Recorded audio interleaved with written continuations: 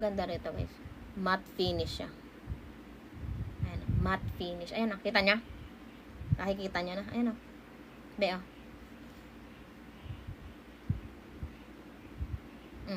Be. Ito yung meron. Ito yung wala. Ayan o. Face powder. Guys, grabe. Ang mura lang nito. Kung sa market, sa bayan, sa mall, nabibili nyo to 280 pesos, 300 plus. Ito guys, 58 pesos only. Maganda pa rito guys. Bawal kasi magsalita ng ano eh. Basta basahin nyo na lang. Ayan guys ha. Ayan, para maset. Para mawala yung liquid na ano nakikita nyo ngayon.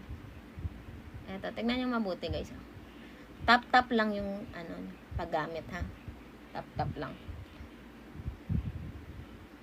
Ayan. Ito yung meron, ito yung wala. Ayan, pati itong leg nyo, ilagyan nyo. Ayan. Kumain na kayo guys. Ayan. Ano yun rin yung tenga mo para magpantay. Ayan. Pantay ang kulay. Ngayon, ito yung meron, ito yung wala. Nakita nyo yung kaibahan? Nakita nyo yung kaibahan? Ito yung meron, ito yung wala. Matte finish siya. Tapos nagpantay, pati yung blush na nilagay ko kanina. Ito, tingnan nyo. Kita nyo yan. Ngayon, ito yung nagagawa ng 58 pesos lang to guys. Napakamura. Pag binili nyo ito, may kasamang box na blue. 58 lang. Bet ko yan, sabi ni Santiago. Ayan. Kahit ako, bet ko ito. Ngayon, ipapantay na natin, no? Para perfect na. Ayan, no? Ganda, no? Yung ano. Tap-tap lang yan.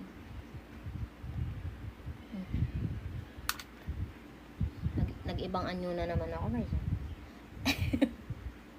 Ibang anyo. Tapos pwede na kumanta-kanta. Eh! Diba guys? Susuportahan nyo ba ako pag kumanta akong mamaya? Beo. Ayan na yan. Ayan na yan.